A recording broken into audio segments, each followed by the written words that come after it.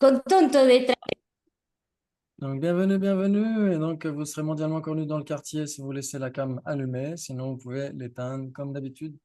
Et avant déjà de vous montrer les diapos de ce soir, je vous ai envoyé des débats ce soir.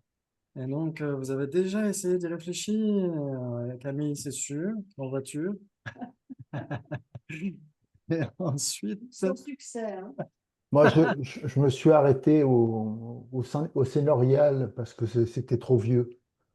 tu Ah oui, c'était tu marqué. avais, tu avais marqué quoi? C'est Noriel. Ah, c'est Ah oui, Noriel. consulte, c'est Noriel. Oui, où est-ce que j'ai mis ça? Ah oui, c'est Noriel. Ah la vache. Ok, j'avais pas laissé en face des trous, désolé.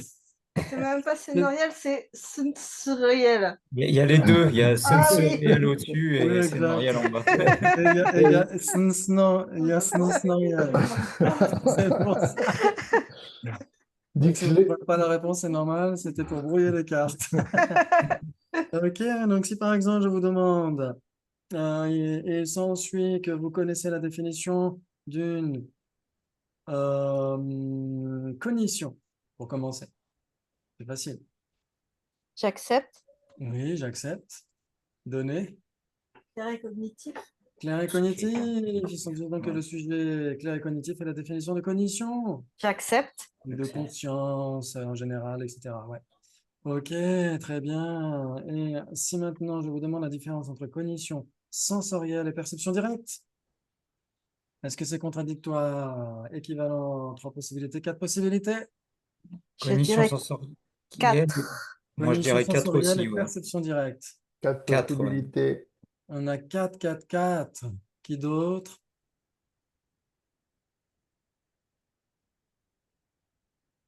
Donc, ça veut dire qu'il y a ce qui est A et B, ce qui est A et pas B, ce qui est B et pas A, et ce qui est ni A ni B. Hmm. Ouais. Ok. Donc, il s'ensuit donc que vous pouvez donner l'illustration d'une base commune entre cognition sensorielle et c'était quoi? Et perception directe.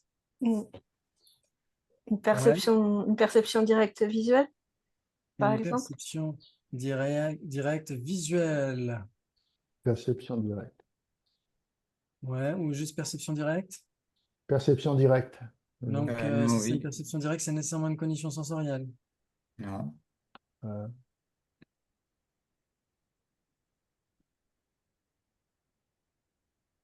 Pas de non, perception. pardon, non. Ça peut être une Non. perception Pourquoi? directe mentale ou Oui, yogique. Oui, oui, exactement. Ça pourquoi? peut Bien être une sûr, oh là perception là. directe mentale ou yogique. Hmm. Ouais. Donc, cette perception directe, ça ne suffit pas. Ouais, il faut préciser. Ouais, par exemple, Gabi a dit perception directe sensorielle. Est-ce que tout le monde pourrait être d'accord? Oui, Perception directe sensorielle. Il s'ensuit donc que c'est une perception directe. j'accepte. Ouais. Oui, C'est une perception directe parce que. Parce qu'elle est libre de. C'est une cognition libre de conceptualisation et non erronée. Il s'ensuit donc que si c'est une cognition libre de conceptualisation et non erronée, c'est nécessairement une perception directe. Euh, non, c'est Ouais. libre de conceptualisation. Non erronée. Perception directe, il faudrait qu'elle soit valide Hmm. pour être non erronée. Qu'est-ce que j'ai une perception directe, il faut qu'elle soit valide pour être non erronée. Parce que normalement, en perception, on dit perception Il directe faut qu'elle soit valide. non erronée pour être ou il faut qu'elle soit valide pour être non erronée. Donc, ça Non, veut non, dire non, que attends, parce qu'il y a deux définitions. Quand on dit ouais. perception directe, on sous-entend qu'elle est valide, elle est non perception erronée. directe. Et non erronée. Ah oui, Camille dit une perception directe est définie comme cognition libre de conceptualisation et non erronée. Perception directe, Perception directe. pas perception directe valide. Ah, pas perception directe valide. Ok, d'accord, donc c'est bon. Ouais, ok. Ok, parce qu'on n'a pas encore vu les conditions valides, on va les voir ce soir, bande de chanceux. Donc, oui, oui, j'accepte. Ok, et donc une perception directe sensorielle est une perception directe, pourquoi? Parce que c'est une cognition libre de conceptualisation et non erronée. Si c'est une cognition libre de conceptualisation et non erronée, c'est nécessairement une perception directe. J'accepte. Tout le monde accepte, vous êtes sûr? Oui. Ok. Et cette perception directe sensorielle est une cognition sensorielle. Mais j'accepte. J'accepte. Est une cognition sensorielle parce que Parce que Euh, c'est une. vas-y, parce que la définition. Ah oui. Elle s'engage avec sa capacité non commune. Attends. Fonction. Elle appréhende son objet par l'intermédiaire de sa fonction non commune. Non, c'est pas sa fonction, c'est ça. Oui. Je me souviens plus de la définition. Ouais, pour qu'on ait une conscience qui, n'importe quel type de cognition normalement, est née en dépendance de combien de conditions? 3 conditions. 3 conditions, dont L'objectal, la souveraine ou la dominante, et donc c'est condition la dominante dominante là, que je et la cherche, condition antécédente, et exactement. Là, c'est la l'antécédent. condition dominante non commune qui fait la différence, ouais. Pour avoir une conscience sensorielle, il faut qu'elle naisse en dépendance de quoi? D'une condition dominante non commune qui est une faculté sensorielle. Voilà, une faculté physique. Physique. Exactement, il faut que ce soit de la matière, vous êtes d'accord? Mm. Ouais, la faculté visuelle, la faculté auditive, olfactive, gustative, tactile sont nécessairement de la matière, c'est de la forme, c'est de la matière. Donc, en dépendance de cette matière, va naître une conscience sensorielle, ouais. Ouais, tout le monde est d'accord? J'accepte, ouais. Sensorielle, J'accepte. ok. Donc, il s'ensuit donc que si ça a pour condition dominante non commune une faculté physique, c'est nécessairement une cognition sensorielle. J'accepte, ouais, j'accepte. Ouais. Si ça a une condition dominante non commune qui est une faculté physique, matérielle, c'est nécessairement une cognition sensorielle. Ouais, ça joue. Bravo, très Ouais. bien. Donc, en effet, une perception directe sensorielle telle que visuelle. C'était ça que tu avais dit, Gabi? J'avais dit visuel, oui. Visuel, ok, très bien. Donc, Ouais. j'aurais dû reprendre ce que tu avais dit, mais c'est pas grave. Mm. Ok. Donc, il s'ensuit donc une perception directe visuelle et nécessairement une cognition sensorielle. J'accepte. Et nécessairement une cognition sensorielle parce que, Euh, parce que... Attends, qu'est-ce qu'on vient de dire déjà à propos de la parce que condition? juste c'est ce que je viens de dire avant. Je suis plus capable de le répéter, ça y est. Parce qu'elle est produite. Parce qu'elle est produite en dépendance de sa Condition condition dominante. dominante. Qui est une faculté Donc, physique. oui, Ouais. exactement, une faculté physique, puisqu'une faculté visuelle est nécessairement une faculté physique, vous êtes d'accord? Oui. Bravo. Mm. Ok. Bravo, c'est magnifique. Donc, c'est pour ça que l'objecteur vous fait répéter aussi. C'est parce que si vous répétez vous-même, votre langue se délie, votre langue est obligée de formuler les mots et donc ça vient plus facilement. Donc, c'est pour Mm. ça qu'on vous demande de répéter aussi, c'est normal. Ouais, c'est Ouais. un apprentissage actif en fait dans le débat. Mm. Ok, très bien, très bien. Maintenant, ok, donc vous avez dit, alors tout le monde a dit 4 ou quelqu'un aurait dit 3 voire 2,5 ou...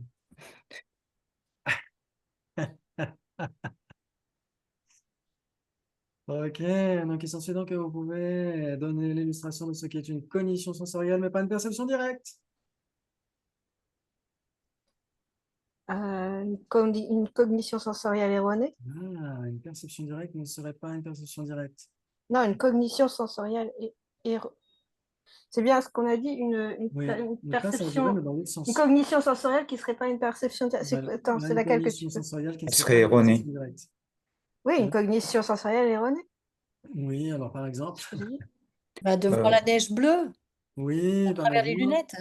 une conscience visuelle appréhendant la neige bleue. Vous êtes d'accord? Oui, ouais, Il s'ensuit donc que la conscience visuelle appréhendant la neige bleue est une cognition sensorielle. j'accepte. j'accepte. Mais ce n'est pas une perception directe parce elle est erronée. Bravo. Ouais, ça joue. Oui, Mhm. Ok, il s'ensuit donc que si c'est une cognition erronée, ce n'est nécessairement pas une perception directe. j'accepte. J'accepte. Ok, alors bien sûr, les personnes qui étudient avec Venerable Gendandul à New Delhi, pour ces personnes-là, une perception directe est nécessairement euh, Non erronée. non erronée. Ouais, une C'est pour ça que je posais la question tout à l'heure, c'est à cause de ça, parce que dans sa en fait, définition à lui, c'est marqué perception directe, valide, automatique. exactement. En fait, c'est une Ouais. perception directe valide qui doit être non erronée. Une perception directe peut être erronée. Peut être erroné, ouais. Là, c'est ça que je m'apprêtais à vous dire. En effet, dans le vocabulaire de Venerable Gandhi. Mais sinon, si vous n'étudiez pas à New Delhi, si vous êtes bien en France, à ce moment-là, la perception directe est nécessairement... C'est quoi la définition d'une perception directe? Libre de conceptualisation et Cognition libre. non erronée. Juste libre de conceptualisation et non Non. erronée? Une C'est une cognition. cognition. Ah, Ouais. une cognition libre de conceptualisation et non erronée. Ok. Or, Une perception directe peut être erronée. Oui, pour Gundam Duel, une perception directe peut être erronée parce que seules les perceptions directes valides sont non erronées. Ouais, mais c'est pour ça qu'il rajoute valide. Si on ne parle pas de valide, ça peut être ça veut dire juste conscience non conceptuelle, une perception Mhm. directe dans son vocabulaire à lui. Très bien. Et donc, cette conscience visuelle appréhendant la neige bleue est nécessairement une conscience sensorielle, une cognition sensorielle, mais pas une perception directe. Vous êtes d'accord? J'accepte, ouais.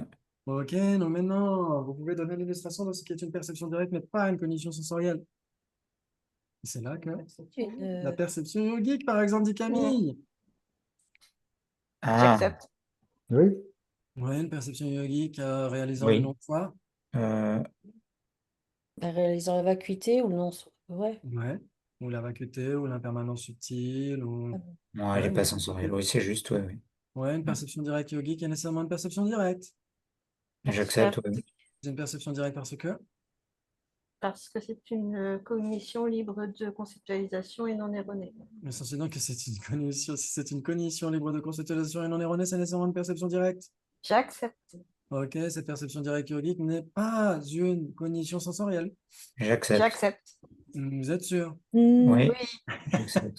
N'est pas une cognition sensorielle parce que... parce que Parce que c'est une cognition mentale. Hmm. Il s'ensuit donc que si c'est une cognition mentale, ce n'est nécessairement pas une cognition sensorielle. J'accepte. J'accepte. Ok, tout le monde est d'accord? mhm. Bravo. Maintenant, qu'est-ce qui ne serait ni une cognition sensorielle, ni une perception directe? Parmi les cognitions, bien sûr. Sinon, les cornes de lapin. Hein. Euh, Ben, une conscience conceptuelle, euh, appréhendant du bleu, je sais pas. Oui, une conscience Oui, conceptuelle pensant à appréhendant une du bleu. fleur, conscience conceptuelle pensant à une fleur. Une conscience conceptuelle appréhendant une fleur ou pensant à une fleur. Il s'ensuit donc que cette conscience conceptuelle n'est pas une cognition sensorielle. J'accepte. N'est pas une cognition sensorielle parce que Parce que c'était une cognition mentale. Parce que c'est une cognition mentale. Et s'ensuit donc que si c'est une cognition mentale, ça ne peut pas être une cognition sensorielle. J'accepte. Ok, très bien. Si c'est une cognition mentale parce que, Parce c'est une condition qui naît en dépendance de sa condition dominante non commune, une faculté mentale. ok, il s'ensuit donc que si c'est une cognition qui est produite en dépendance de sa condition dominante non commune, une faculté mentale, c'est nécessairement une cognition mentale. J'accepte. Et ce n'est nécessairement pas une cognition sensorielle. J'accepte. Ok, et cette conscience conceptuelle appréhendant du bleu, appréhendant une fleur, n'est nécessairement pas une perception directe. J'accepte aussi. Oui, j'accepte. Ok, mais pourtant dans le Yongzin Lorik, les consciences conceptuelles sont classifiées parmi les facsimilés de perception directe. Et donc ce sont des perceptions directes. Pas d'implication. Facsimilé de Et perception pas directe. d'implication. En Si effet, c'est un facsimilé, c'est pas une perception directe. oui, on pourrait même dire l'implication est opposée. Ouais. Oui, bravo, si c'est un facsimilé de perception directe, ce n'est nécessairement pas une perception directe. Bravo, ok, donc une conscience conceptuelle n'est pas une perception directe et n'est pas une cognition sensorielle. Donc on a comme une possibilité entre quoi et quoi? Entre Euh, cognition sensorielle et perception directe. Ok, on a combien? 4. Quatre possibilités, bravo, magnifique, vous avez assuré. C'est super. Ensuite, ça devrait être plus facile.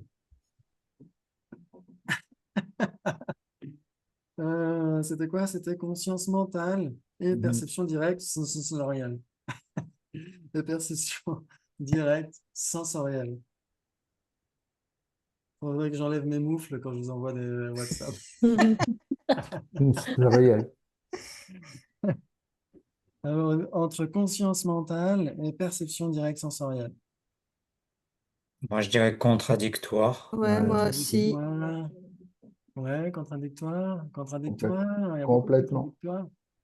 Hein, Michel? Complètement contradictoire. Ouais. Ouais, complètement contradictoire. C'est-à-dire qu'il est impossible dans le multivers de Doctor Ah Strange non, de trouver une base commune entre une conscience mentale et une perception directe sensorielle. On enlève la conscience yogique, hein.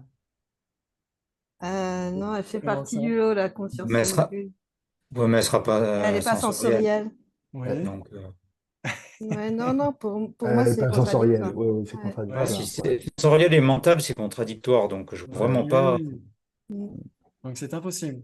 Mm. a Ben, priori. pour moi, oui. Ok, bravo. On ne peut pas trouver de base commune entre une conscience mentale et une perception directe sensorielle.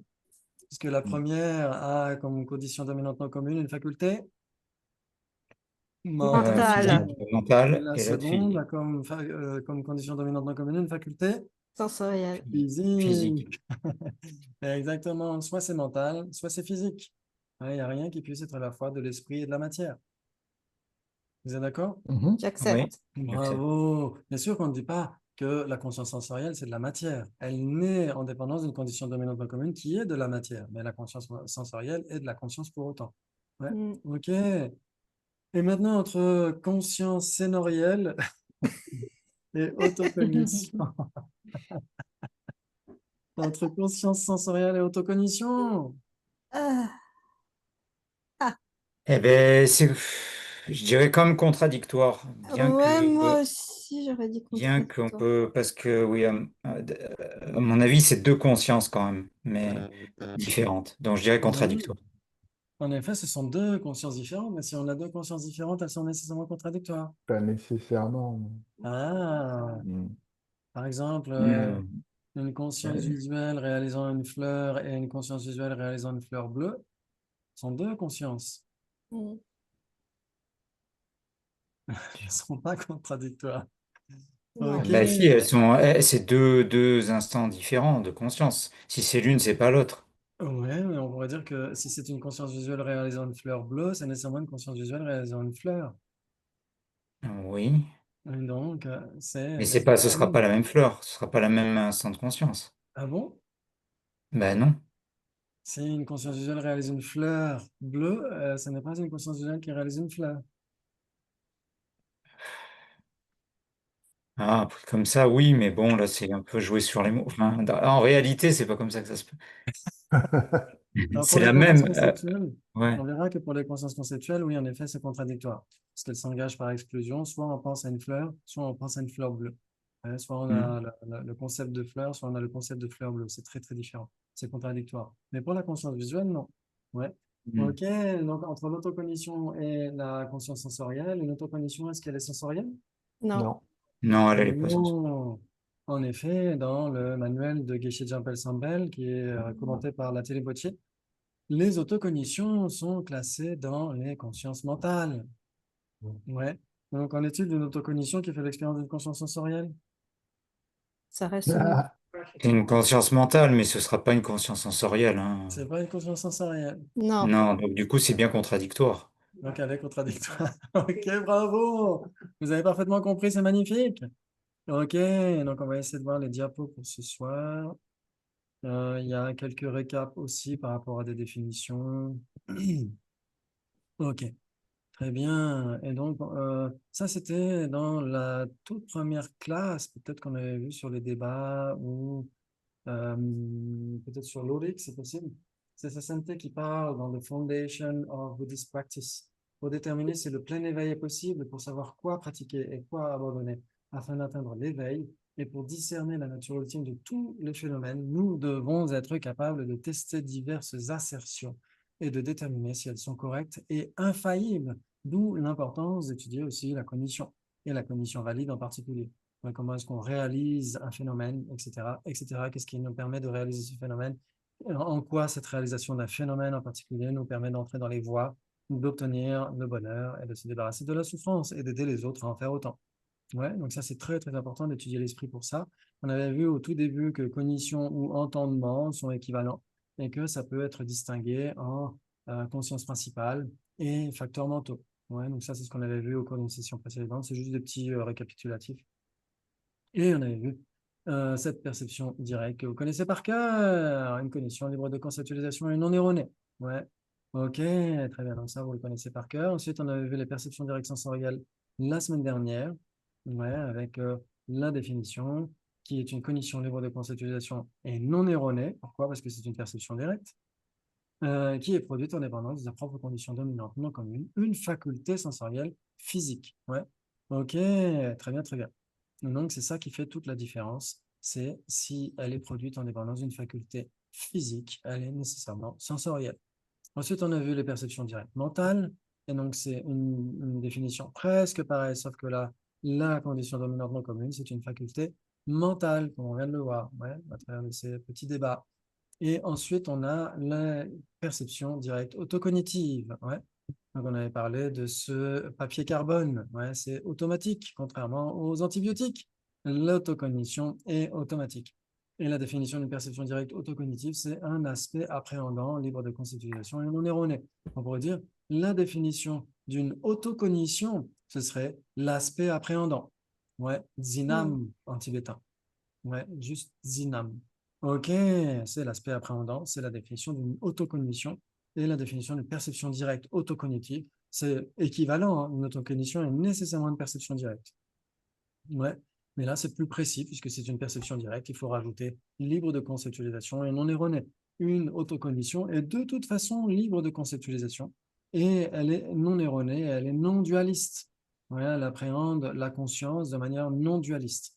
Ouais, donc c'est un petit peu un truc un peu bizarre, ce truc d'autocognition, mais on en a parlé la fois dernière, on avait parlé de l'histoire de l'ours. Je ne sais pas si Alex vous a raconté l'histoire de l'ours et du petit lapin blanc. Moi, elle me l'a raconté à contre-cœur, mais ouais, c'est horrible. Ouais. Ok, ensuite les perceptions directes, ce sont celles vers lesquelles nous tendons tous, ouais, pour obtenir l'éveil afin d'accomplir le bien de tous les êtres. Ok, et donc la définition, est-ce qu'on l'avait vue? On l'avait vue ou pas la dernière fois? Non. Non. Non? Oui, parce qu'on avait parlé des trois premières, en effet. Donc, c'est une sagesse hétérocognitive, libre de conceptualisation et non erronée dans le continuum d'un arya, qui est produite en dépendance de sa condition dominante non commune, un samadhi qui est l'union de shamatha et de vipassana. Ok, très bien. Donc, pourquoi est-ce qu'on parle de sagesse? Parce que c'est à l'honorifique. Ouais, en tibétain, c'est Shenrigi Khyamba. Khyamba, en tibétain, c'est l'honorifique pour parler de Rigpa ou Shepa, ouais, la cognition. Ouais, donc c'est juste pour marquer la politesse, la formule de politesse. Mais sinon, si vous parlez de cognition, ça joue aussi. Si vous dites une hétérocognition, libre de conceptualisation et non erronée, ça joue aussi. Ouais. Ok. Et dans le continuum d'un arya, c'est quoi un arya? Quelqu'un qui est sur le chemin de la vision. Sur Oui, exactement. Quelqu'un qui est au moins sur la voie de vision. Ouais, de n'importe quel véhicule, qu'il s'agisse du Pratimokshayana, le véhicule de libération individuelle, ouais, chez les Shravaka, les Pratyekabuddha, ou sur le véhicule du Mahayana. Si la personne entre sur la voie de vision, et bien sûr, si elle passe ensuite sur la voie de méditation, cette personne est un arya. Ouais, cette personne a une réalisation directe de la réalité des choses. Ouais. Ok, donc la réalité des choses, ici chez les Sautrantika, c'est pas comme pour les Madhyamika, etc. Ouais, la réalité des choses, c'est les 16 aspects des quatre nobles vérités que vous connaissez par cœur. Donc, je ne vous ferai pas l'offense de vous les demander. Et non. Les Aryas, pour les non-prasangika, les Aryas de véhicule fondamental doivent réaliser les 16 aspects des quatre nobles vérités de manière yogique. Ouais, l'impermanence, la souffrance, le vide, le non-soi, les causes, la production, les conditions, etc., etc. Ouais. Ok, très bien, très bien. Mais juste une question, il faut impérativement que ce soit dans le continuum d'un arya. Si par exemple je fais un samadhi sur autre chose que le non-soi, ou c'est pas considéré comme une perception yogique du coup. Exactement. D'accord. Ouais. Ok. Hmm. Tout à fait. Alors, si tu as un samadhi sur le non-soi, c'est par exemple, tu peux très bien avoir une absorption méditative sur une réalisation conceptuelle du non-soi. Ouais, dans ce cas-là, la personne n'est pas encore un arya, la personne est un Ouais. extraordinaire. Ouais, si elle n'a pas encore de réalisation directe de la vacuité, pardon, du non-soi. Ouais. Ouais. Mais même un arya peut très bien méditer de manière conceptuelle sur le non-soi. Ouais, Hmm. c'est pas parce qu'un arya a une réalisation directe du non-soi qu'il ne va plus jamais analyser le non-soi et plus jamais D'accord. méditer de manière conceptuelle sur le non-soi. Bien sûr qu'il va continuer de le faire. Mais c'est surtout la marque d'un arya, c'est une personne qui doit nécessairement avoir une réalisation non conceptuelle de l'impermanence, du non-soi, etc., etc. Ouais. Ouais, D'accord. ça joue. Alors que pour les prasangika, c'est là où justement, quand on étudie le Sautrantika ici, c'est aussi pour nous permettre d'apprendre les autres écoles, telles que le Prasangika. Pour les Prasangika, on peut avoir des perceptions directes yogiques dans le continuum des êtres ordinaires.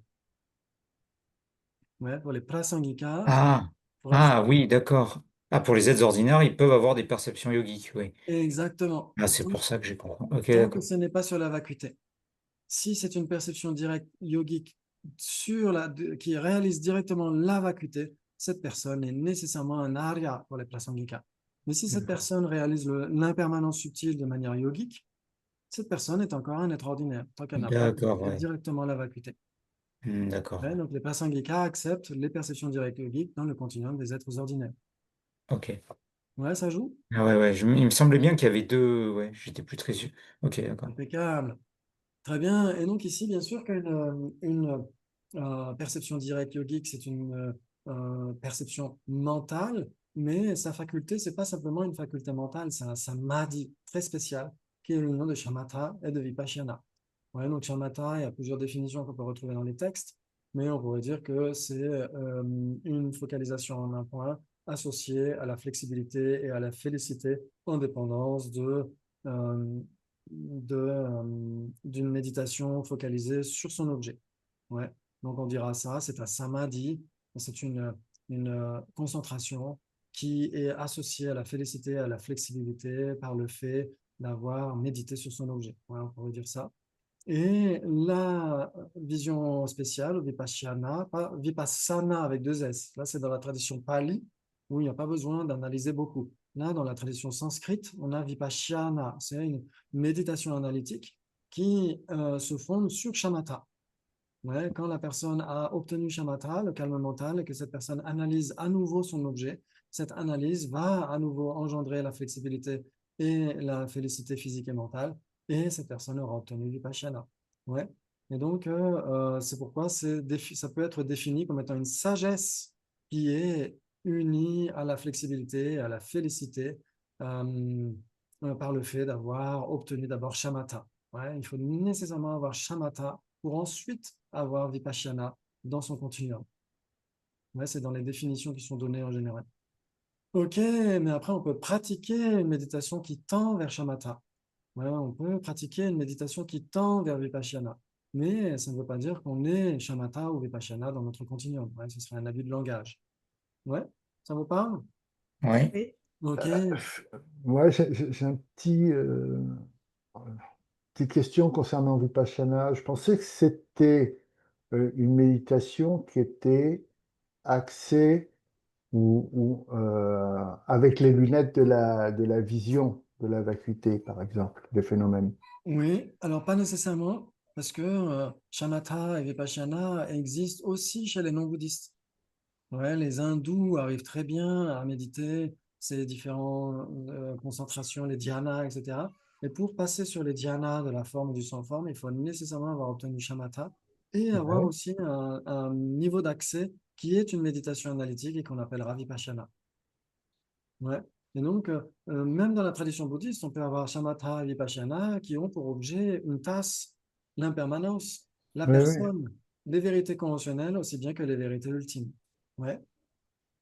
Par contre, quand on parle dans le lamrim, de shamatha, de vipassana, donc l'entraînement, la perfection de concentration et la perfection de sagesse, dans ce cas-là, ça a pour objet principalement la vacuité, Mhm. pour le lamrim. Ouais. Non. Mais n'importe quel shamatha et vipassana n'a pas nécessairement pour objet la vacuité, ça peut être n'importe quelle vérité conventionnelle ou une vérité ultime. Ouais. D'accord. Impeccable. Et donc ici, dans le cas d'une perception directe yogique, on peut voir, par exemple, dans le texte de Yongzin Tulwuchok, il donne la définition ensuite d'une perception directe yogique valide.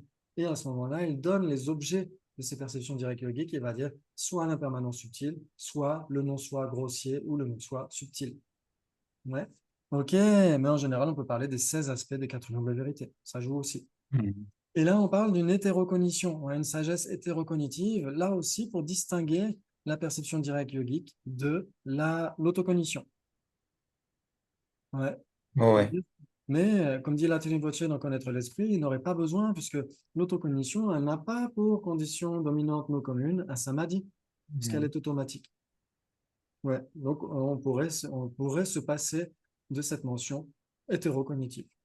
Ouais, c'est ce que dit Latini Voce. Mm. Ouais, donc là, c'est juste pour éviter certaines incompréhensions que Yongzin Purwuchok rajoute hétérocognitive pour éviter qu'on puisse imaginer mélanger l'autocognition et la perception directe yogique. Ouais, ça joue? Mhm. Ok, magnifique. Et donc, comme on l'a dit, je ne sais pas si on l'avait dit la dernière fois, mais je vous le redis ce soir, les perceptions directes, elles peuvent être soit des cognitions valides, soit elles peuvent être des cognitions subséquentes, c'est ce qu'on va voir ce soir, cognitions valides et cognitions subséquentes, soit elles peuvent être des cognitions inattentives, ouais, sauf pour les yogiques. Une perception directe yogique ne sera jamais une cognition inattentive. Ouais, c'est ce que dit Acharya Dharmakirti. Il dit l'eau de Tshempe Tonine Namba Tanche Nyebarje. Ouais, il dit la sagesse des Aryas réalise nécessairement tous les aspects de son objet. Ouais, donc c'est pourquoi une perception directe yogique ne peut nécessairement pas être inattentive. Ouais, ça joue. Ça joue. Mais, Mais elle peut être subséquente, hein. mais elle peut être subséquente, D'accord, exactement. mais c'est pas toujours un premier instant qui est toujours frais, non pas à ce niveau-là encore. Alors, une perception directe yogique n'est pas nécessairement une cognition valide. C'est ce qu'on va essayer de voir. Ouais, Ah, d'accord. très Ok. bien. Donc, justement, les perceptions directes qui sont des cognitions valides. Ouais, on voulait étudier les cognitions valides. Et donc, on a bien fait de rester. Ramana en sanskrit ou tsema en tibétain. Et donc, ça peut vouloir dire autorité valide. Ouais, par exemple, dans l'hommage rendu par Acharya Dignaga au Bouddha Shakyamuni, quand il dit Tsema Gyoba Dola Penjeba, que Tomba Deshe Kyola Chaselo. Je rends hommage à l'enseignant, au Sugata, au protecteur, qui, en voulant enseigner aux êtres, est devenu une autorité valide. Tsema Gyurpa, ouais, est devenu une autorité valide.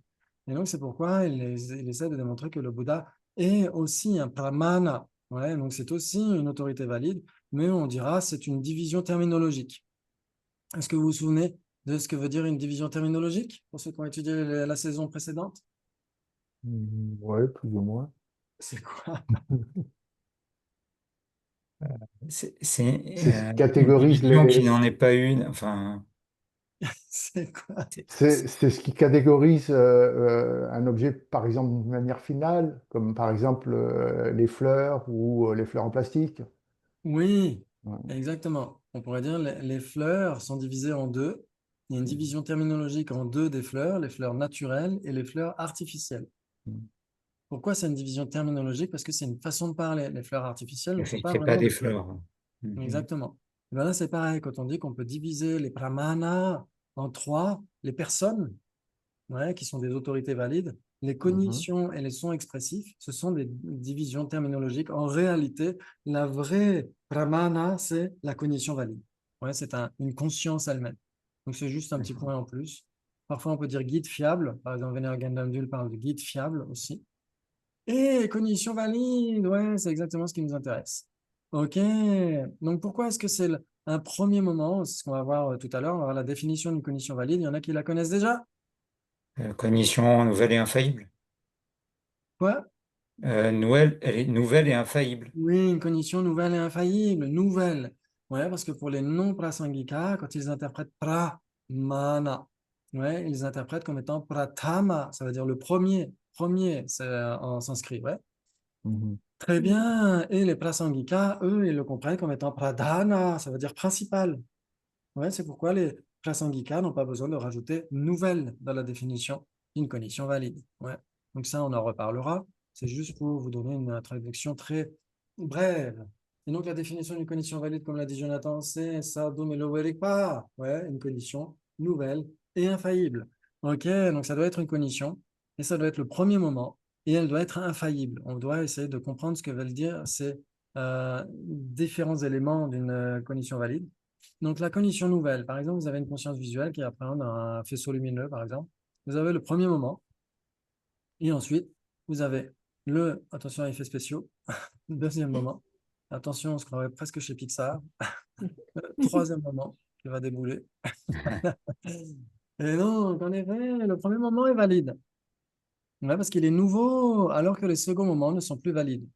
Ouais, ok. Et comme on l'a dit, une condition valide doit être une condition infaillible. C'est ce que dit Acharya Dharmakirti. Il dit Tsema lume chensheba.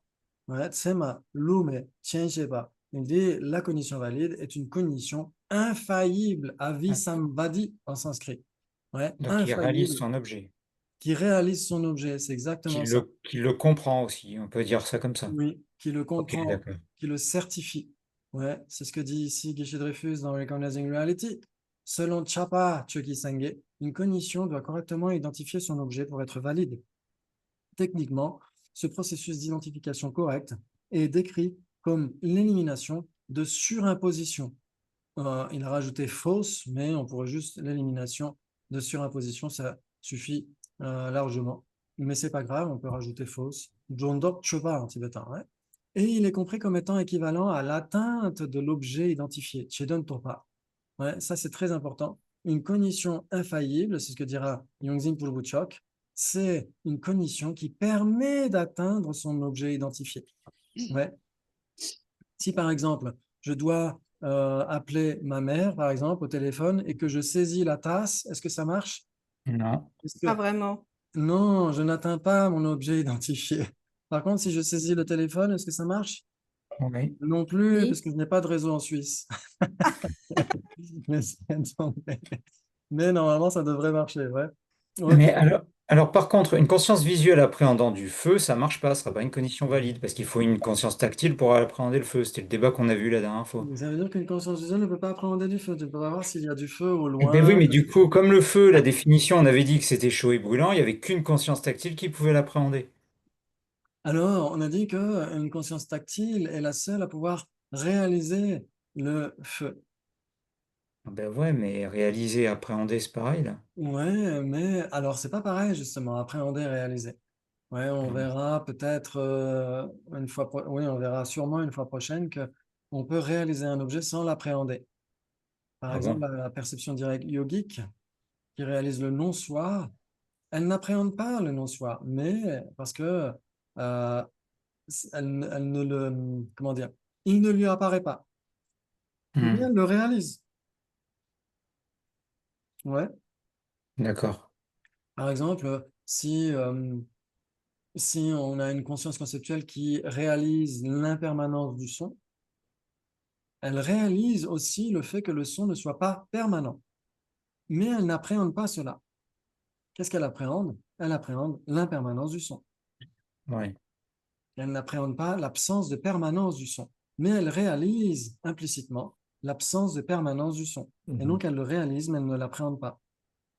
Ah, d'accord. Attends, pour l'appréhender, il faut que ce soit explicite automatiquement. Oui, normalement, il faut que ce soit explicite et D'accord. il faut que l'objet apparaisse, en effet, ouais. Ouais, D'accord. ok, très bien. Donc, on dira que le feu, la couleur du feu sera réalisée par la conscience visuelle, non? Oui, oui, ça, je suis d'accord, ouais. Ok. Et Hmm. donc, si on réalise la couleur de la tasse, est-ce qu'on réalise la tasse? Ben non, normalement non. Ah bon, la tasse et sa couleur ne sont pas une même substance. Si, mais attends, si c'est la couleur, enfin, on réalise le rouge, mais on réalise pas Elles apparaissent en nécessairement. même temps et n'apparaissent pas séparément. Donc, elles sont une même Hmm. substance, Ouais. non? Oui, oui, si, si, oui. Oui, on réalise l'objet qui porte la couleur aussi avec. Donc, Ok. si la conscience visuelle Hmm. réalise la couleur du feu, elle réalise le feu puisqu'ils sont une même substance. Oui, dans ce cas, oui. Donc, on est en train de contredire ce qu'on avait dit l'autre jour, qu'il n'y a que la conscience tactile qui peut réaliser le feu. Ben ouais. Ok, donc ça nécessite d'être approfondi, ouais, c'est de creuser le sujet. Très bien, donc normalement c'est ça la définition d'une cognition infaillible. Ouais, infaillible, ça fait partie de la définition d'une cognition valide, c'est Rangi Chedun Tobje Girikpa. Ouais, c'est la définition d'une cognition infaillible, ouais, une cognition qui permet d'atteindre son objet identifié. Ok, donc qui élimine des surimpositions, qui réalise son objet, qui comprend son objet, qui certifie son objet. Ouais, ok. Donc c'est pourquoi ici le premier moment est valide et les moments ultérieurs sont des cognitions subséquentes. Ouais. Et donc la définition d'une cognition subséquente, c'est quoi? Une cognition qui réalise ce qui a déjà été réalisé. Ouais. Logique. Ici, vous avez le premier moment qui réalise le faisceau lumineux, par exemple, la couleur blanche, comme vous voulez. Et les moments ultérieurs ne font que réaliser ce qui avait déjà été réalisé par la condition valide initiale. Donc, ce sont des moments subséquents, ce sont des conditions subséquentes. Ouais, ça joue? Ça Hmm. joue. Bravo. Et donc, elle continue d'être infaillible puisqu'elle réalise ce qui a déjà été réalisé. Elles réalisent leurs objets. Ça veut dire qu'une condition subséquente est nécessairement infaillible. Vous êtes d'accord? J'accepte. Oui, elle est infaillible Parce qu'elle réalise ce qui a déjà, parce que ce qui a Ah, déjà été infaillible, oui, oui, réalisé est infaillible. mais elle n'est pas valide, oui, mais elle est Mm. infaillible. Oui, elle est D'accord. infaillible. Elle n'est pas nouvelle, elle n'est plus nouvelle, elle est ultérieure, elle est subséquente, mais elle réalise quand même. Elle ne Mhm. réalise plus nouvellement, mais elle réalise quand même. Donc, elle est infaillible. Vous êtes d'accord? Oui. Ok, J'accepte. bravo. Si ça déjà c'est clair, ça va vous aider énormément pour la suite. Ok, on va commencer à jouer. Oh là là, comme si on n'avait pas déjà commencé. Mais sans que le sujet, le premier moment d'une condition subséquente est nécessairement nouveau. Pourquoi? Pourquoi, oui. Voilà, si on dit le premier moment, Non, d'une cognition. par exemple, est-ce que vous voyez cette tasse que j'ai dans la main? Oui. Vous avez un premier moment. Imaginons que vous entendiez un magnifique solo de guitare de David Gilmour et que la tasse apparaisse quand même dans votre champ visuel. Est-ce que vous n'auriez pas un premier moment de cognition inattentive? Si. Ouais, on aura une cognition inattentive, oui. Et elle a bien un premier moment, elle a bien un moment où elle débute. Ouais, Et mais elle est... pour la condition subséquente, c'est pareil. Par exemple, si on remet en arrière ici, vous avez ici, ok, ok, ok, voilà. Vous avez le premier moment de conscience visuelle qui réalise le blanc. Mhm. Ensuite, vous avez le second moment de cette conscience visuelle qui est le premier moment d'une condition subséquente. Ouais, mais alors à ce moment-là, ça serait le premier moment d'une cognition visuelle. Mais Ah non, est-ce que, ce n'est pas le premier moment d'une condition visuelle parce que le premier moment, c'est le bleu. C'est le tout premier moment. Ouais. Le second moment est le premier moment d'une cognition subséquente visuelle. oui, mais la question c'est est-ce que ce premier moment d'une cognition subséquente est nouveau, Et est nouveau. nouveau? À nouveau, Il est oui. nouveau parce qu'il n'existait pas avant. Ouais, mais alors, c'est pas une cognition subséquente, alors. Oui, c'est ça, c'est antinomique. Ah, vous êtes un peu trop malin pour mon débat. Alors, en effet, imaginons que le défenseur soit moins malin que vous et qu'il dise oui, j'accepte. Oui, parce que si on a un premier moment, une première cognition subséquente, il faut bien qu'elle débute quelque part. Oui. Et donc, il faut bien qu'elle ait un premier moment et que ce moment soit nouveau. Mhm. Oui. Ouais? Oui. Ok, Oui. très bien. Et donc, Je Oui, suspends mais ma c'est réponse. ok, oui, mais c'est pas ce que imaginons, tu as dit là. C'est pas bon. imaginons, Je veux dire, il y a Imaginons. doute. Ok, il y a doute. d'accord. Non. Pourtant, on sait tous qu'une conscience visuelle a un premier moment. Oui. On, Oui. on Hein? l'accepte, disons, parce Ok. que scientifiquement, c'est pas prouvé, hein. Ah bon? Si par exemple vous regardez sa tasse, vous n'avez pas une conscience visuelle qui débute quand elle appréhende la tasse. Bah, si je peux me permettre, ce qu'on sait de la conscience visuelle aujourd'hui en neurosciences, c'est que la tasse n'apparaît pas d'une façon entière avec sa couleur du premier coup. Oui, On a c'est une pas forme grave. qui va apparaître, et puis il y aura, et puis l'œil va voir l'anse un peu plus Oui, tard, et puis tu vois, je veux dire, il y a plein d'échanges oui. avec les fonctions Et quand, neuronales et l'œil, ouais. Et jusqu'à quand, ce qu'on crée la totalité de la tasse et de sa couleur. voilà. Et quand cette création est totale, c'est là qu'on parle d'un premier moment de perception Ah, visuelle. d'accord, merci, super. D'accord. Ah bah, bon, moi, ça résout beaucoup de problèmes que j'avais avec, justement, avec les conditions sensorielles, quoi. Ouais. Parce que c'est par balayage, en effet. Il y a la Oui, conscience conceptuelle, il y a les niveaux conceptuels du cerveau qui vont aussi rencontrer les niveaux ascendants, les niveaux qui viennent de la perception. Les deux se rencontrent et c'est d'accord. là où on a la perception d'une tasse, non? Ok, Ça donc vient une de dire, fois qu'on a acquis l'ensemble des éléments qui permettent de constituer la tasse, ouais, quand c'est complet.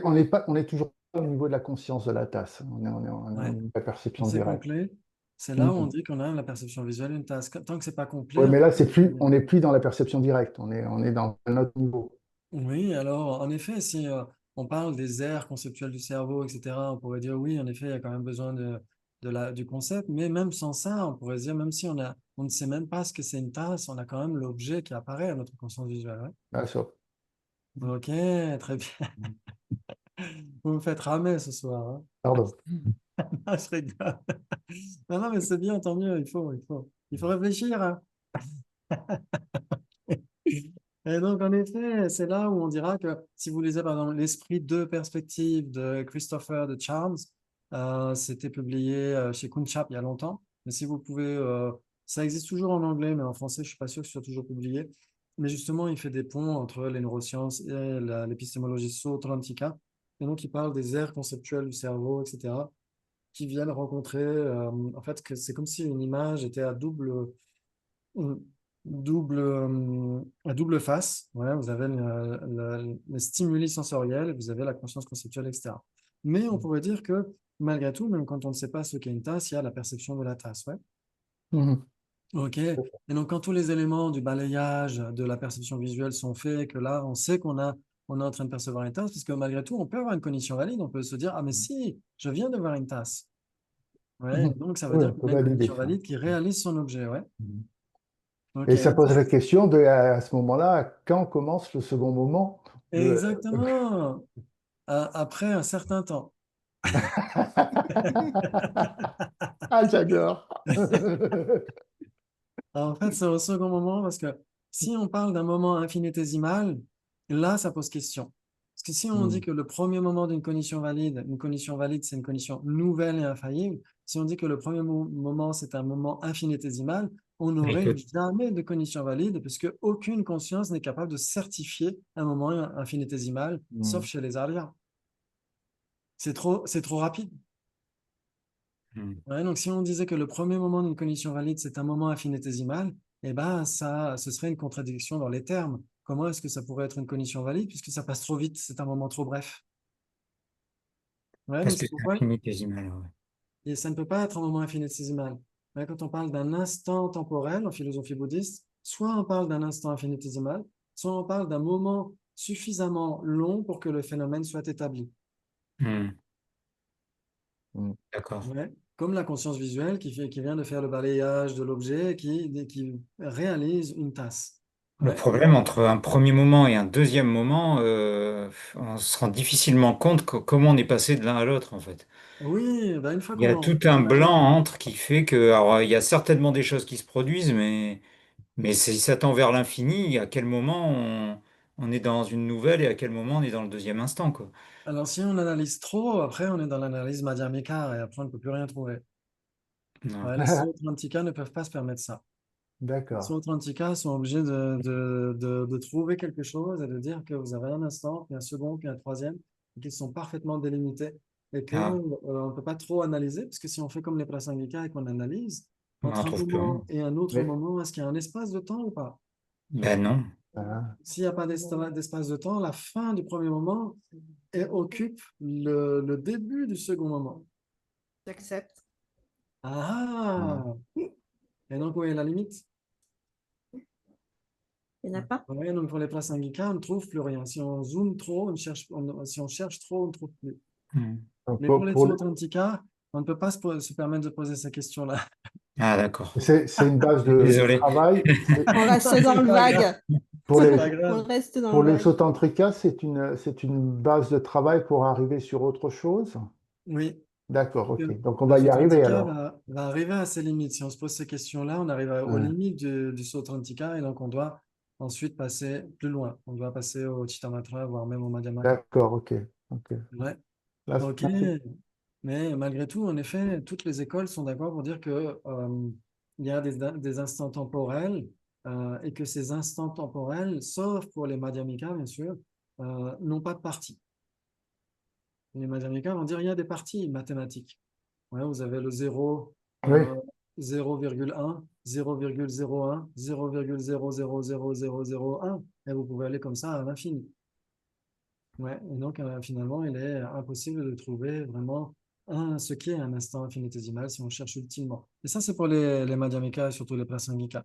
Donc ça nous aide à comprendre ça aussi, ces questions-là. C'est ça qui est utile. mhm. Ouais. Ok, très bien, très bien. Donc maintenant, qu'est-ce qu'on disait? On disait, il semble que le sujet, le premier moment d'une condition subséquente est nécessairement nouveau. Allez, faites-moi plaisir, dites oui, j'accepte. Non, je reste sur pourquoi. Ouais, pourquoi? C'est pas... Ok, mais peut-être que vous serez d'accord avec l'autre assertion. Il s'ensuit que le sujet d'une condition subséquente est nécessairement infaillible. Mais J'accepte.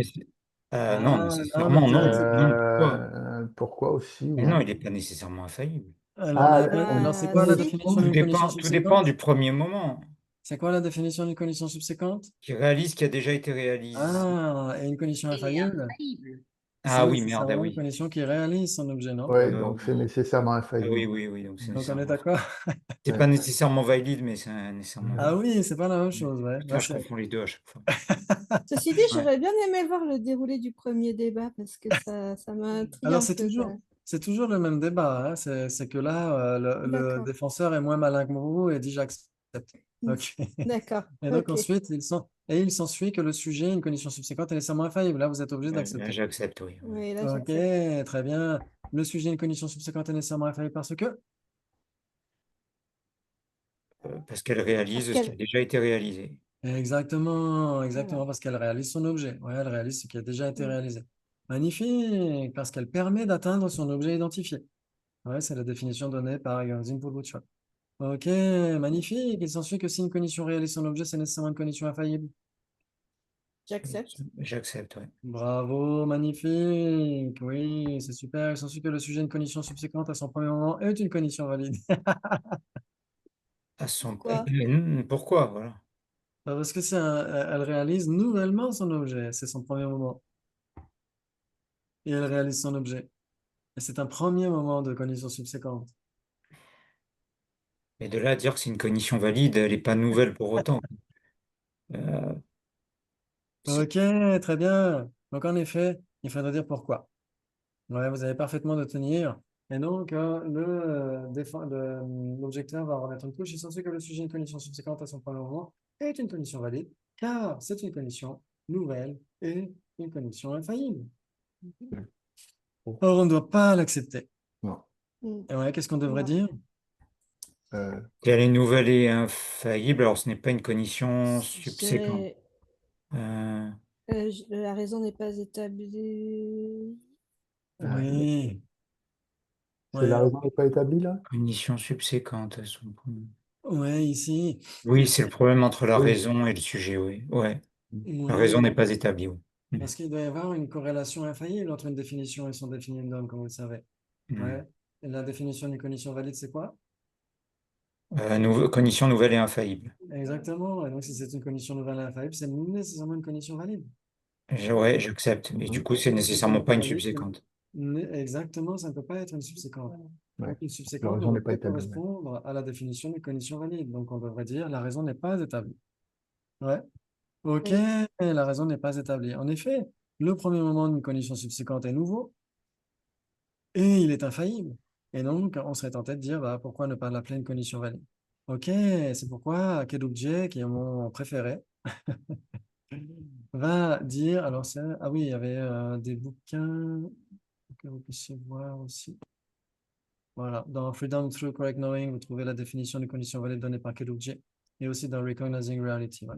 Ok, et donc il dit, Tsemetseni, Rawandu Rangi Yonsu Chebe Shajara Ruwame Pesheba. C'est juste magnifique. Il dit la définition d'une condition valide est une conscience ou une condition qui est infaillible quant à l'objet de compréhension qu'elle a parfaitement déterminé par son propre pouvoir. Ah. C'est par son propre pouvoir que veut dire nouvelle. Mm. Nouvelle, c'est pas nécessairement dans le temps, dans la durée, etc. Nouvelle, ça veut dire par son propre pouvoir. Une condition subséquente ne réalise pas par son propre pouvoir, elle n'est pas nouvelle à ce titre-là. Elle réalise par le pouvoir de la condition valide antécédente. Oui. Ouais, c'est ça qui est magnifique. Ouais. C'est pourquoi je Ouais. préfère personnellement la définition donnée par Kedubje ici, parce qu'elle est beaucoup plus claire. Ouais. C'est une condition qui réalise son objet par son propre pouvoir. C'est ça que veut dire nouvelle. Ouais, ça joue? Ouais. Ça joue. Parce que si on disait nouvelle, ça veut dire que la seule condition valide possible de la tasse, c'est quand vous la voyez pour la toute Pour la première fois. première fois, ouais. Et qu'après vous la revoyez encore une seconde fois, vous n'auriez pas de condition valide. Or, si vous avez à nouveau une condition valide, quand vous la revoyez une seconde fois et une troisième fois, etc., je fais un tour de magie, voilà. Et une quatrième fois, vous avez à nouveau une condition valide parce qu'à nouveau, cette conscience visuelle réalise son objet par son propre pouvoir. Mm. Elle n'est plus nouvelle dans le sens où, oui, vous l'avez déjà vue 4 fois, cette tasse, mais elle est nouvelle au regard de est-ce qu'elle le réalise par son propre pouvoir. C'est ça que ça veut dire nouveau. Ouais, D'accord. ça joue? Ouais, ouais. Magnifique, bravo, c'est super. Waouh, c'est splendide. Ok, donc un dernier petit débat. Je parie que tu ne connais pas la différence entre les deux perceptions directes et cognition valide. C'est là qu'on commence à s'échauffer. La raison n'est pas établie. Oui, on commence par la raison n'est pas établie. Et ensuite, il s'ensuit donc que vous connaissez la différence entre les deux, perception directe et cognition valide. Mhm. J'accepte. Ouais, J'accepte. Faites péter.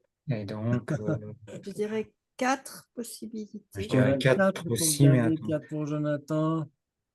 Cognition valide. C'est pas nécessaire. Oui, oui, 4, 4. 4, 4, 4, donc 8. Ok. Donc, essayez à chaque fois toujours quel est votre premier boulot. Chercher une Voilà, base c'est une commune. base Une commune. base C'est commune. exactement de revenir aux définitions, comme dit Camille. Ça, c'est déjà le problème. Ouais, c'est déjà le premier truc, c'est de revenir aux définitions, en effet. Et une fois que vous êtes revenu aux définitions, c'est de voir est-ce qu'il y a des bases communes. Ouais. Est-ce qu'une perception directe peut être une cognition valide? Ouais. Oui. Donc, une perception directe, c'est quoi la définition? Euh, Cognition libre de Ah, conceptualisation et non erronée. On est rené. excellent. Et la définition d'une cognition valide? Cognition nouvelle et infaillible. Cognition nouvelle et infaillible. Ouais, regardez la plus simple, parce que celle de Kelugje est un petit peu plus longue, mais regardez la plus simple, celle qui est la plupart du temps utilisée. Ouais, Salvo Milovelika. Une cognition nouvelle et infaillible. Elle réalise nouvellement son objet. Et elle réalise par son propre pouvoir son objet. Mm. Ok. Donc, est-ce qu'une cognition qui réalise nouvellement son objet peut être une perception directe, une cognition au niveau de conceptualisation et non erronée? Ouais, par J'accepte. exemple. Oui. Par exemple, le premier instant d'une conscience visuelle appréhendant une tasse. Le premier instant d'une conscience visuelle appréhendant une tasse. C'est censé que le premier instant d'une conscience visuelle appréhendant une tasse est nécessairement une perception directe. J'accepte. C'est nécessairement une perception directe parce que, Parce que c'est une cognition libre de conceptualisation et non erronée. ok, c'est censé donc que si c'est une cognition libre de conceptualisation et non erronée, c'est nécessairement une perception directe. J'accepte. Ok, cette conscience visuelle appréhendant une tasse est nécessairement une cognition valide. J'accepte aussi. Ok, donc une conscience visuelle appréhendant une tasse quand on est absorbé dans un magnifique solo de guitare de Deep Purple, c'est une cognition valide.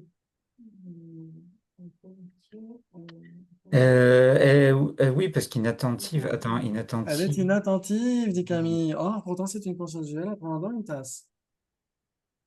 Le premier moment d'une conscience visuelle réalisant une tasse Ah, de Premier moment. manière nouvelle et enfin, de manière infaillible. comme ça, on est sûr de blinder le truc. Donc ça veut dire que même si c'est un premier moment de conscience visuelle, mais qu'elle ne fait que appréhender la tasse, elle ne la réalise pas nécessairement. Quand on est Mm. absorbé par un magnifique solo de guitare, etc., la tasse est appréhendée par la conscience D'accord. visuelle, mais elle n'est pas réalisée par la conscience visuelle. Même si c'est le premier moment de la conscience visuelle, elle peut être inattentive. Ah, ok, d'accord. Ouais, ok. Ouais. Par contre, si on dit en effet le premier moment d'une conscience visuelle réalisant une tasse, là on est tranquille. Ah, faut dire réaliser, pas appréhender. Alors que tout à l'heure c'était appréhendé. Et si c'est juste appréhender, Mais je comprends toujours pas la différence appréhender et réaliser, hein. Ouais. exactement, si elle réalise son objet, elle ne peut pas être inattentive, parce qu'une cognition inattentive, on le verra dans la définition plus tard, on verra qu'elle n'a pas la capacité d'engendrer une certification au regard de son objet. Elle n'a pas la capacité de certifier son objet, de réaliser son objet. D'accord. Alors qu'une cognition valide, nécessairement, réalise son objet. Ouais. Ouais, donc si on dit le premier moment d'une conscience visuelle qui réalise son objet, on est d'accord pour dire que c'est le premier moment, donc elle est nouvelle, et elle réalise son objet. Ouais, Donc, ouais, cognition ok. Ouais. valide. Bravo, excellent, magnifique. Moi, j'ai mis une conscience visuelle réalisant du bleu au premier moment, pour être très original. Et en Ok, bleu. Et on tu pourrait l'as dire, écrit en bleu, ouais. et je l'ai écrit en bleu. On aurait pu mettre une conscience visuelle réalisant nouvellement du bleu, ça joue aussi. Mais Ouais. Tant que c'est une cognition nouvelle et infaillible, ou nouvelle, ou qui réalise nouvellement, c'est une cognition valide. Et c'est une perception directe, ouais, parce que c'est une cognition visuelle qui réalise son objet. Elle ne peut pas être erronée. Vous êtes d'accord? Mhm. Oui, Alors qu'une conscience visuelle qui appréhende une tasse peut très bien être erronée. Elle peut très bien appréhender une tasse là où il y a que, je ne sais pas moi, un objet de déco. Hmm. Ouais, de loin, on Ouais, ou voit. un vase ou un truc comme ça, quoi. Ouais, alors que c'est juste une représentation ou un truc de déco ou une œuvre d'art. Ouais, vous êtes d'accord? Ouais. Mhm. oui, Ok, par contre, si elle réalise, elle est nécessairement non erronée. Si c'est une perception directe, hein. Si c'est une conscience non conceptuelle, je vais le redire, si c'est une conscience non conceptuelle et qu'elle réalise son objet, elle est nécessairement non erronée. Si c'est une conscience non conceptuelle Elle, qui réalise son objet, elle est nécessairement non erronée. euh, oui, mais elle est aussi valide du coup, attends. Alors, si c'est une conscience qui est non conceptuelle et qui réalise son objet, elle pourrait être une subséquente, pas nécessairement une valide. Mais si elle réalise nouvellement son objet, Ah elle est... oui, oui, qui réalise une nouvelle. Ouais, oui, par son propre pouvoir. Ok. Ok. Ouais.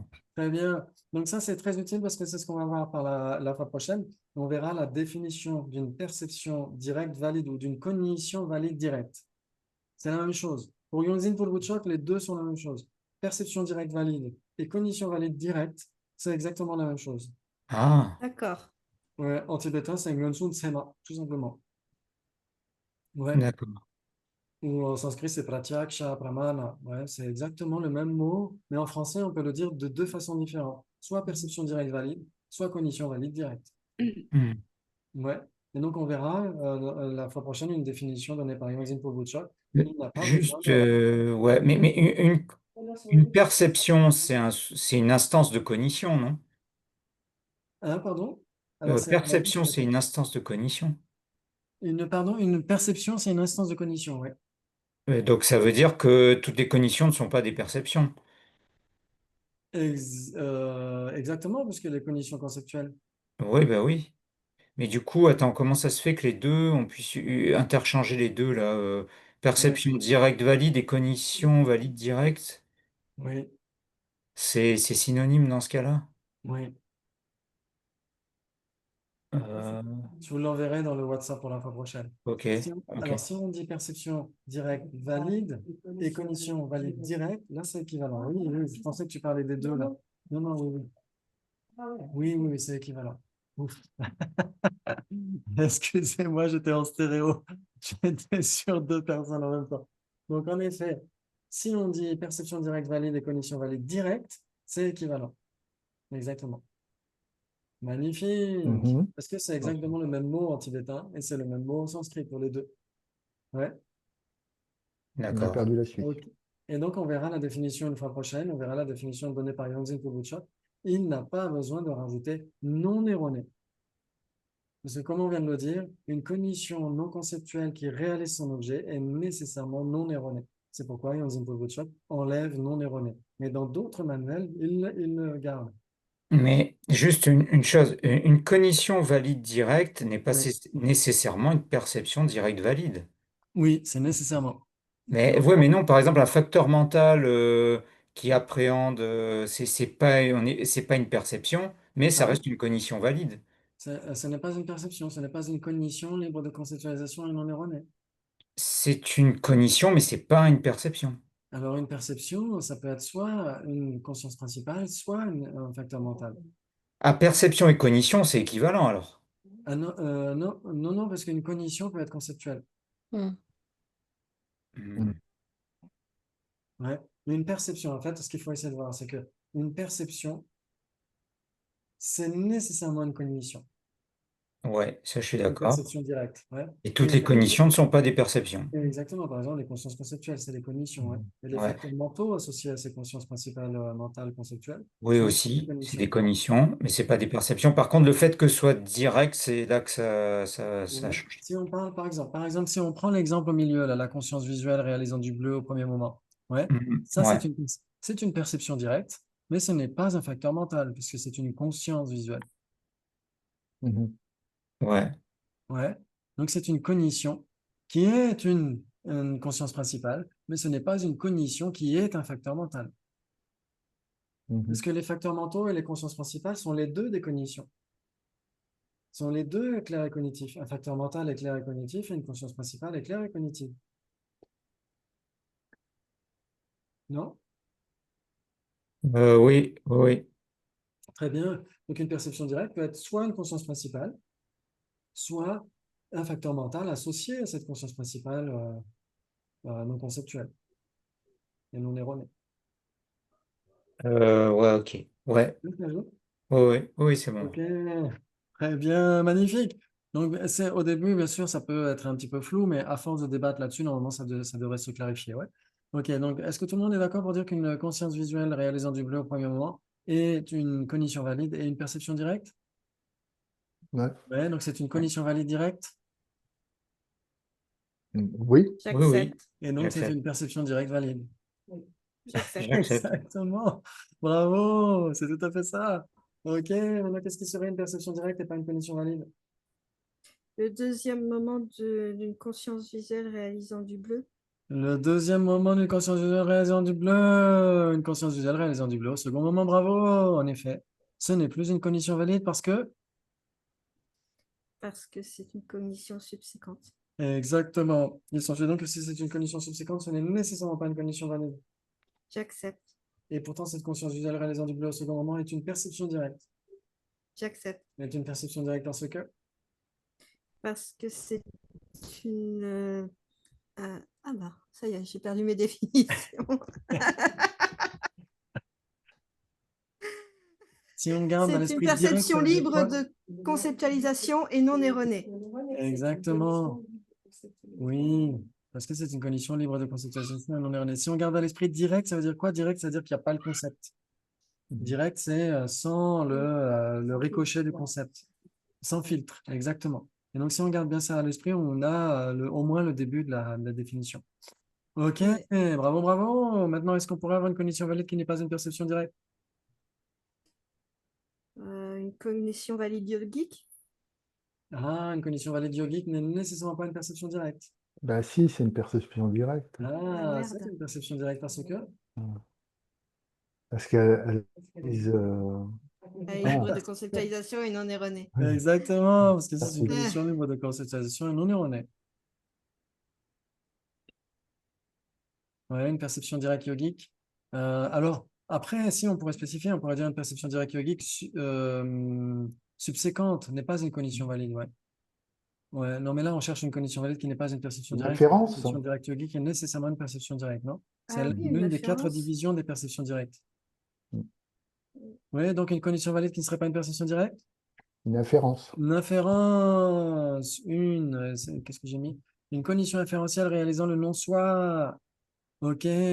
Donc là, j'ai pas mis réalisant nouvellement le non-soi parce que chez Yonzin Purwochok, une cognition inférentielle est nécessairement une cognition inférentielle valide.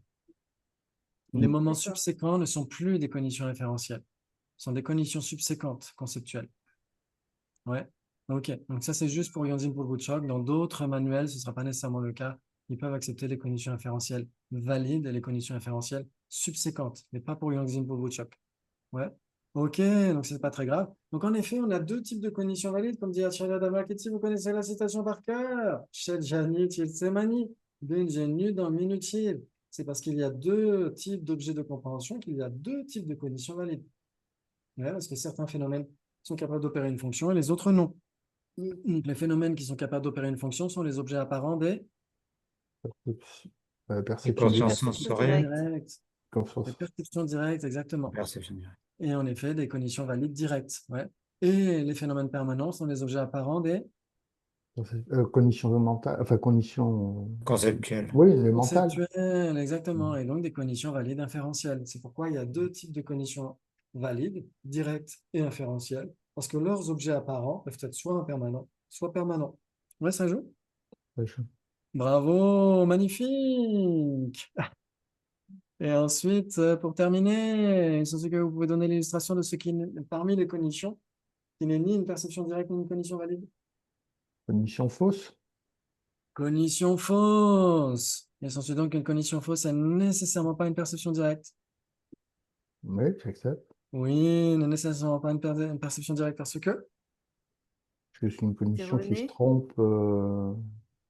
Oui, Bah, elle est aussi erronée, du coup, Parce qu'elle est erronée, si elle est exactement. fausse, elle est nécessairement erronée. Exactement, si c'est une cognition fausse, c'est nécessairement une cognition erronée, bravo. Que j'ai pas Et une cognition, direct. et une cognition fausse, exactement, n'est nécessairement pas une cognition valide. Oui, oui. Non. J'accepte. Exactement. Ouais, parce qu'elle n'est pas infaillible. Si une condition n'est pas infaillible, elle n'est nécessairement pas une condition valide. Mm. J'accepte. Bravo, moi que j'ai mis une conscience conceptuelle se souvenant du bleu. Ouais, c'est une condition subséquente conceptuelle. Donc Mm. c'est conceptuel, donc c'est pas une perception directe. Et c'est une condition subséquente, donc c'est pas une condition valide. Ouais, ça joue? Wow, magnifique, vous avez assuré, c'est la fête à la banane. Bravo. Bravo, vous avez assuré comme d'habitude. Et donc, on essaiera de creuser le sujet pour la fois prochaine. Mais si normalement vous gardez déjà ces aspects-là, conditions valides, conditions subséquentes, perception directe, etc., déjà ça devrait se clarifier. Et puis après, on va essayer de creuser un petit peu plus ce sujet par rapport à d'autres débats. Je vous en enverrai une autre salve pour la fois prochaine. Merci Yay! beaucoup. Attends Bon une dimanche à vous. seconde. Oui, J'ai une question ou une interrogation qu'on pourra peut-être utiliser par la suite.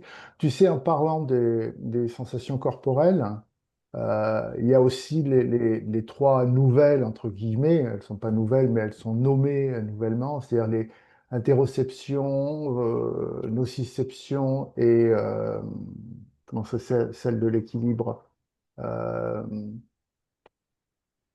celle qui dépend de l'oreille interne, là, j'ai oublié le nom.